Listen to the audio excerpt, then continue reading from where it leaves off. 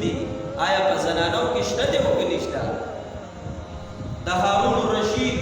ښځه زبیده د هغې په سلو وینځې وې ځکه باچاهانو په هغه وینځو کې سل وینځې داسې وې چې هغه د ټول قرآن کریم حافظانې وې سل وینځې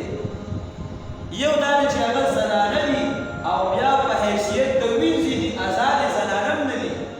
غلامانې دي او سل وینځې به داسې وي چې هغه د قرآن کریم حافظانې وي او د قرآن کریم تلاوت به یې کو په کور کې به یو بڼاڼې جوړ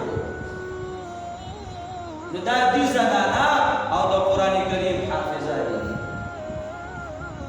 دي امام طحاوي رحمه